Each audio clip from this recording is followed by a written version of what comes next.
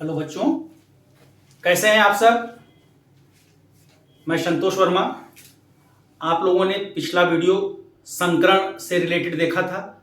अगर नहीं देखा हो तो उसको जरूर देखिए। जब तक वो पहला वीडियो आप नहीं देखेंगे तब तक दूसरा वीडियो को देखने में आनंद नहीं आएगा। पहले वीडियो में मैंने आपको बताया कि संकरण होता क्या है, संकरण कितने प्रकार के होते हैं, और आज हम आपको एक बहुत आसान ट्रिक देने वाले हैं जिसके तहत आप किसी भी यौगिक में किसी भी तत्व पर संकरण बिल्कुल इजी वे में विद इन सेकेंड आप ज्ञात कर लेंगे। अभी आपको ऐसा आश्चर्य लग रहा होगा, लेकिन मैं निश्चित तौर पर आपसे वादा करता हूं, ध्यान से वीडियो को अंत तक देखें और किसी भी कंपाउंड का विद इन सेकेंड आप संकरण निकाल लेंगे। तो पिछला वीडियो आप जरूर देखिए और निश्चित तौर पर वीडियो को आप शेयर करिए जिससे कई बच्चे लाभान्वित हों।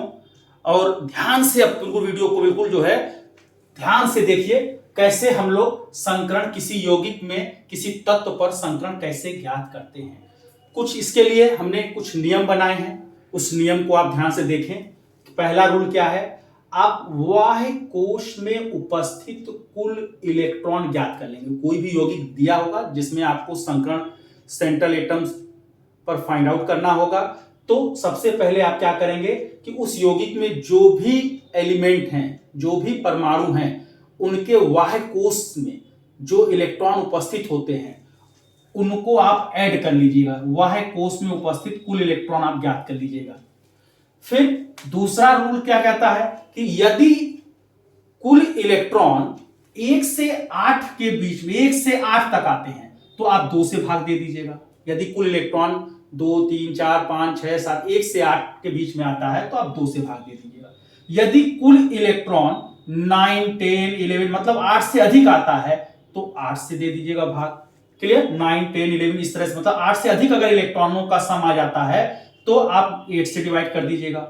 अगर कहीं भाग देने के बाद कहीं शेष बच जाए तो शेष फल को आप 2 से डिवाइड कर दीजिएगा, 2 से भाग दे दीजिएगा। और लास्ट में क्या करिएगा, भागफल और शेष फल। अगर मान लो कहीं शेष 1 बच गया तो 2 से तो डिवाइड होगा नहीं, तो आप शेष फल को, भागफल और शेष फल को जोड़ दीजिएगा।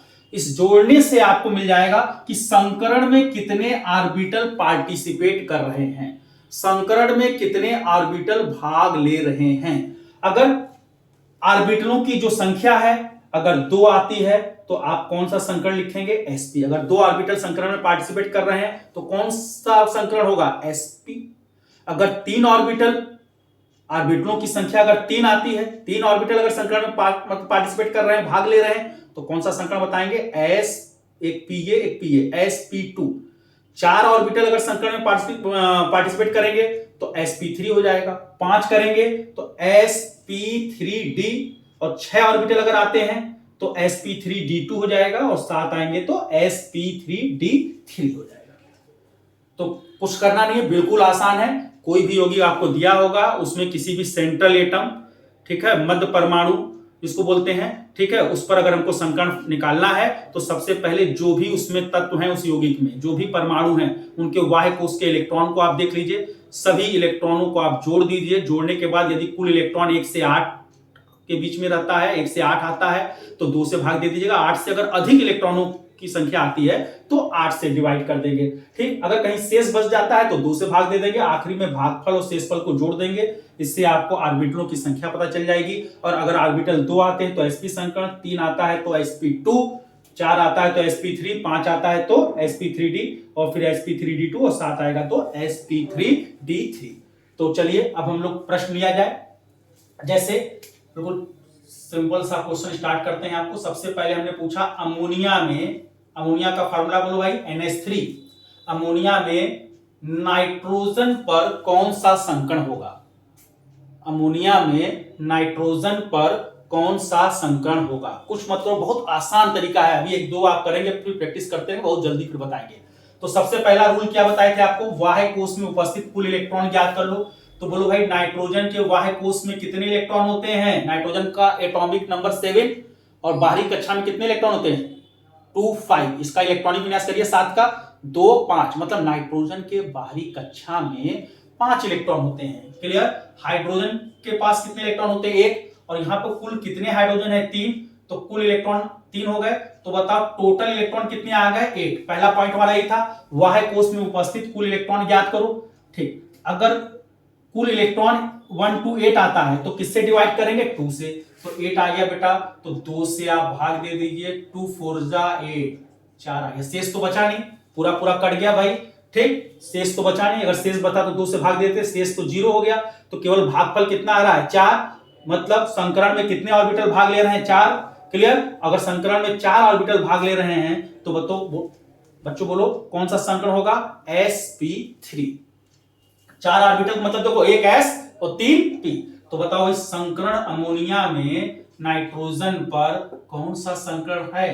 sp3। चलिए आइए अगला एग्जांपल देखें, H2O। अब देखो, अब इससे जल्दी निकालेंगे। हाइड्रोजन के बाहरी कक्षा में 1 इलेक्ट्रॉन होता है, कुल कितने इलेक्ट्रॉन होंगे? 2। ऑक्सीजन का एटॉमिक नंबर कितना होता है? परमाणु क्रमांक कितना होता है ऑक्सीजन का? 8। बाहरी कक्षा में कितने इलेक्ट्रॉन होंगे? इलेक्ट्रॉनिक विन्यास करो, 2 6। तो ऑक्सीजन के बाहरी कक्षा में 6 इलेक्ट्रॉन, दोनों 2 और 6 को ऐड करो, कितना आया? 8। 1 से 8 अगर इलेक्ट्रॉन होते तो किससे भाग देंगे? 2 से। 2 4 जा 8। बोलो संकरण में कितने ऑर्बिटल पार्टिसिपेट कर रहे हैं? 4। तो कौन सा संकरण होगा? 1 s और 3 p। मतलब कौन सा संकरण आ गया? sp3 संकरण। H2O में संकरण कौन सा होगा?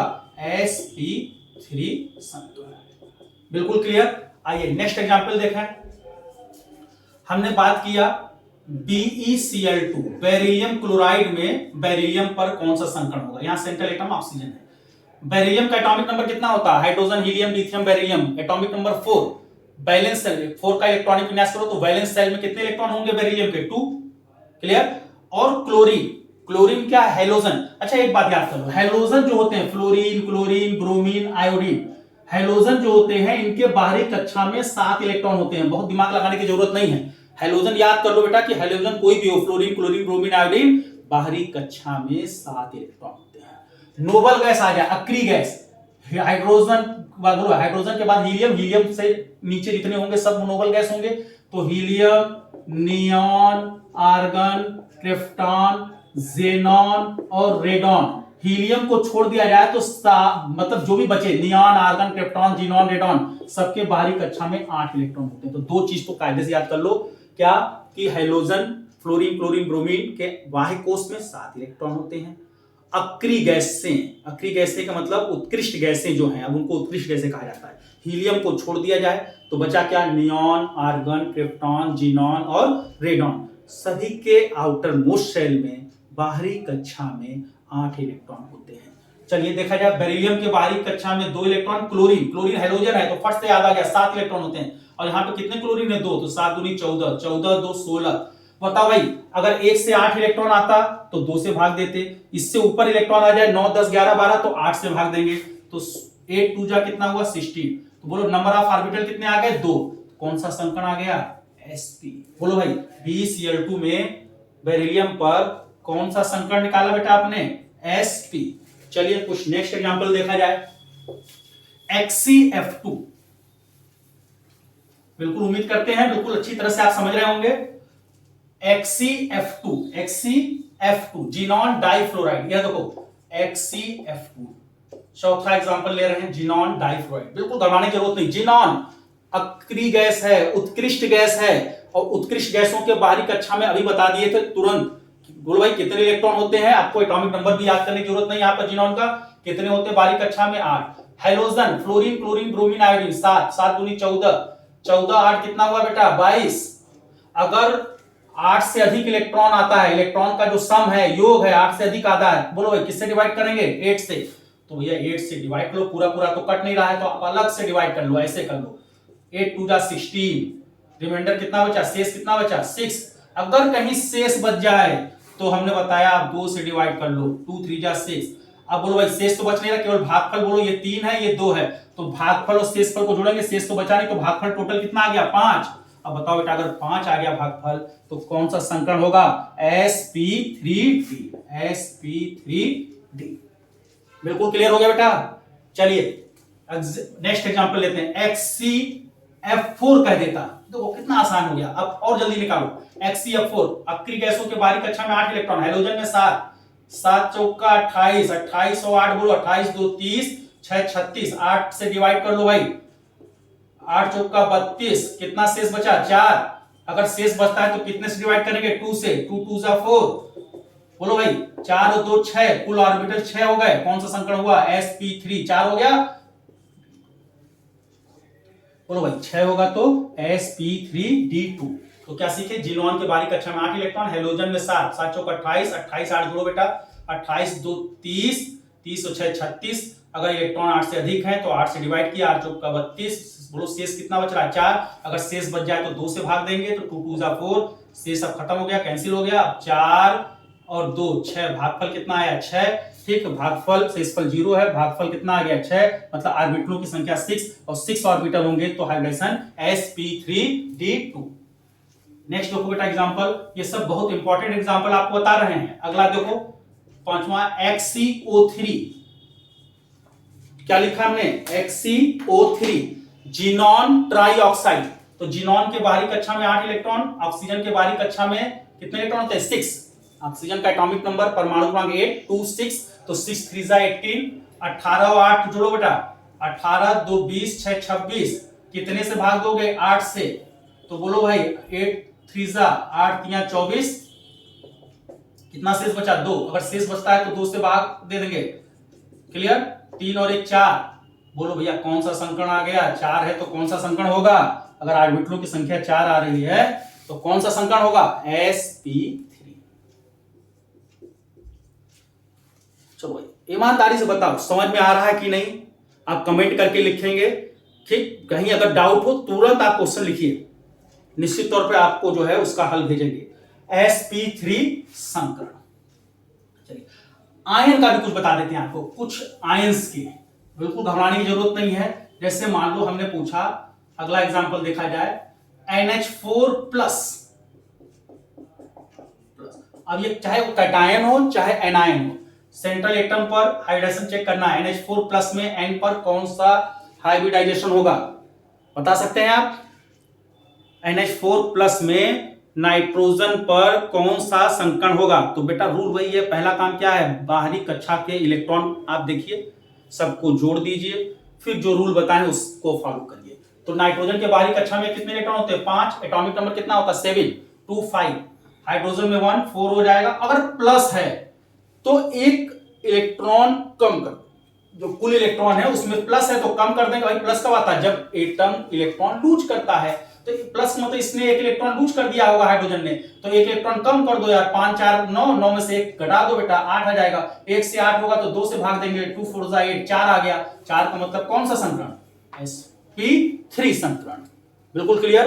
अगर माइनस होगा तो हम क्या करेंगे, ऐड कर देंगे। माइनस होगा तो क्या करेंगे, ऐड कर देंगे। देखो जैसे हमने कहा NO2-, क्लियर। तो नाइट्रोजन के आउटर मोस्ट शेल में 5 इलेक्ट्रॉन, ऑक्सीजन के आउटर मोस्ट शेल में 6 इलेक्ट्रॉन, तो 6 दूनी 12, क्लियर। और माइनस का मतलब एक इलेक्ट्रॉन ऐड करिए, 12 1 13 5 18, कितने से डिवाइड करेंगे, बोलो भाई। ये समझ में आ गया, नाइट्रोजन में 5, ऑक्सीजन में 6, 6 दूनी 12, और माइनस हो तो एक ऐड कर लेंगे, बाकी आपको करना आता ही है, 8 से डिवाइड करके आप चेक कर लेंगे, क्लियर। अच्छा कुछ हम देते हैं आपको, उसको अपने आप सेल्फ लगाइएगा, सेल्फ लगाइएगा। अच्छा नोट कर लीजिए क्या कि XCF6 में जीनॉन पर निकालिएगा, NO2-, PCl5 में फास्फोरस पर, PCl3, इसको आप जो है सेल्फ लगाइएगा, ठीक है। लगा के चेक करिएगा अपने आप आंसर, ठीक है। किताब से आप चेक करके देखिएगा कि हम निकाल पा रहे हैं कि नहीं निकाल पा रहे हैं। अच्छा थोड़ा सा बताते हैं आपको, हाइड्रोकार्बन अगर दिया हो, हाइड्रोकार्बन, तो वहां पर संकरण कैसे निकालते हैं, ये हमारा पूरा कंप्लीट हो जाएगा संकरण निकालना, ठीक है।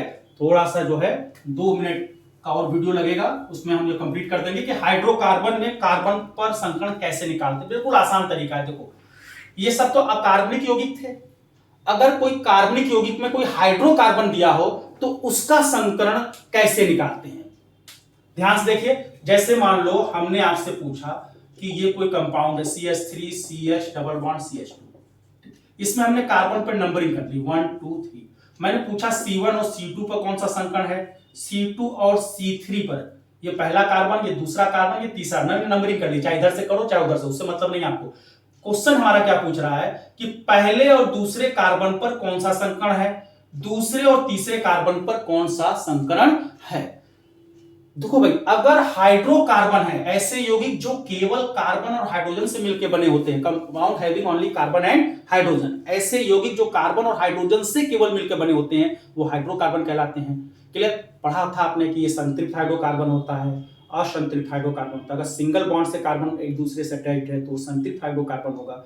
ऐसा हाइड्रोकार्बन जिसमें कार्बन कार्बन के बीच में डबल या ट्रिपल बॉन्ड आ जाता है तो ऐसे हाइड्रोकार्बन को हम लोग क्या कहते हैं, असंतृप्त हाइड्रोकार्बन, अनसैचुरेटेड हाइड्रोकार्बन।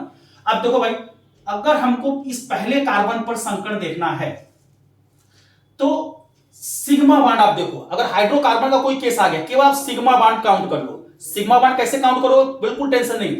इस कार्बन से बताओ कितने हाइड्रोजन जुड़े हुए हैं, 3, तो जितने हाइड्रोजन जुड़े होंगे उतने सिग्मा बॉन्ड हो जाएंगे। और प्लस आपको पता है जो सिंगल बॉन्ड होता है वो सिग्मा बॉन्ड होता है, डबल बॉन्ड में एक सिग्मा एक पाई और ट्रिपल बॉन्ड में एक सिग्मा 2 पाई। संकरण देखते समय केवल सिग्मा बॉन्ड को लेंगे, पाई बॉन्ड को नहीं गिनेंगे, केवल सिग्मा बॉन्ड को देखना है, पाई बॉन्ड को नहीं देखना है। आप केवल सिग्मा बॉन्ड की लीजिएगा। अगर सिग्मा बॉन्ड की संख्या 2 आती है तो sp संकरण, 3 आती है तो sp2, 4 आएगा तो sp3। बताओ जल्दी से, इस वाले कार्बन के पास कितने सिग्मा बॉन्ड है, 3 हाइड्रोजन मतलब 3 सिग्मा बॉन्ड ये, और इसी कार्बन से ये सिंगल बॉन्ड जुड़ा है। सिंगल बॉन्ड क्या होता है, सिग्मा बॉन्ड होता है, तो 3 और 1 4। बताओ C1 पे कौन सा संकरण हुआ, sp3। अब हमको बताना है C2 पर भी बताना है, डैश C2 दूसरे कार्बन पर। तो बताओ भाई इससे कितने सिग्मा बॉन्ड जुड़े हुए हैं, तो पहले उस कार्बन से देखो कितने हाइड्रोजन लगे, एक सिग्मा बॉन्ड, तो ये हो गया। और इसके ऊपर नीचे दाएं बाएं बॉन्ड गिन लो, सिंगल बॉन्ड कितने हैं, एक बॉन्ड ये है, इसी कार्बन से अटैच है तो एक सिग्मा ये हो गया, एक और एक 2। डबल में एक सिग्मा होता है एक पाई, तो पाई को नहीं लेंगे सिग्मा को लेंगे, तो 1 2 और एक इधर 3 का मतलब बोलो कौन सा संकरण, sp2। तो बोलो भाई क्या आंसर हुआ, C1 पर sp3 और C2 पर sp2। चलो अब आ जाओ C2 पर, C2 पे तो वही आया 1 2 और 1 3, मतलब कौन सा संकरण हुआ, sp2। और C3 मतलब यहां पे देखो 2 हाइड्रोजन मतलब 2 सिग्मा बॉन्ड ये, और डबल बॉन्ड में एक सिग्मा एक पाई, पाई को नहीं लेंगे, एक सिग्मा ये, तो 2 और 1 3, मतलब इस पर भी कौन सा संकरण हुआ, बोलो भाई अगर सिग्मा बॉन्ड 3 है तो कौन सा संकरण होगा, sp2। चलो एक लास्ट एग्जांपल देख लेते हैं। नेक्स्ट देखो भाई, CH3 या CH ट्रिपल बॉन्ड CH,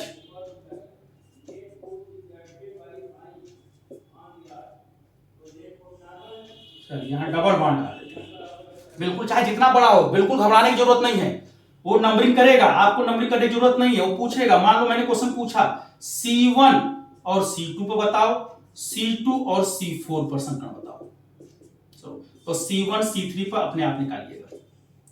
चलिए देखिए, C1 पर सिग्मा बॉन्ड गिनिए, एक हाइड्रोजन है तो एक सिग्मा बॉन्ड, ये ट्रिपल बॉन्ड में एक सिग्मा 2 पाई, तो केवल सिग्मा को लेंगे, तो एक हाइड्रोजन और एक सिग्मा ये 2, तो बोलो 2 का मतलब कौन सा संकरण, sp। C2 पे एक सिग्मा ये एक सिग्मा ये, ट्रिपल में एक सिग्मा, एक और एक 2 का मतलब बोलो बेटा sp।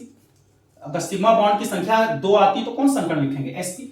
C2 पर बोलो, अभी निकाला हम लोगों ने sp। C4 यहां पर तो 2 हाइड्रोजन मतलब 2 सिग्मा ये, डबल में एक सिग्मा एक पाई, पाई को नहीं लेते हैं संकरण देखते समय, 2 और एक 3 का मतलब बोलो भाई sp2। C1 पर आ जाओ, C1 पर बोलो sp। C3 बोलो एक 2 और एक 3, तो एक डबल बॉन्ड में एक सिग्मा 2 और एक 3, तो क्या हो जाएगा sp2। 3 का मतलब बोलो sp2। तो बच्चों हमने आपको संकरण निकालने का बिल्कुल आसान तरीका बताया है, इतना आसान तरीका जो आप इमेजिन भी नहीं कर सकते हैं। आज के बाद किसी भी यौगिक में किसी भी तत्व पर कोई आपसे संकरण पूछता है तो निश्चित तौर पर थोड़ा आप प्रैक्टिस कर लें तो विद इन सेकंड मन में कैलकुलेशन करके आप उसको संकरण बता देंगे। संकरण से रिलेटेड प्रॉब्लम इंजीनियरिंग में भी पूछता है, मेडिकल में भी पूछता है, और भी अदर एग्जाम्स में पूछता है, जैसे BHU के एंट्रेंस जो एग्जाम होते हैं या BSc से रिलेटेड जो भी एग्जाम्स होते हैं उसमें निश्चित तौर पर संकरण से रिलेटेड कोई ना कोई क्वेश्चन पूछा जाता है। तो हम इसके बाद जो तीसरा वीडियो संकरण से रिलेटेड बनाएंगे उस पर हम आपको बताएंगे कि किसी भी यौगिक ज्यामिति और उसकी आकृति, इस संकरण से हम कैसे बता सकते हैं। मतलब किसी योग हमने पूछा अमोनिया की संरचना कैसी होगी, अमोनिया की ज्यामिति कैसी होगी, अमोनिया की आकृति कैसी होगी। और बहुत लोग ये भी नहीं समझ पाते हैं कि ज्योमेट्री और शेप, ज्योमेट्री ज्यामिति और आकृति में क्या डिफरेंस है। इस पंडित में भी क्वेश्चन आया था, what is the difference between geometry of the molecule and shape of the molecule.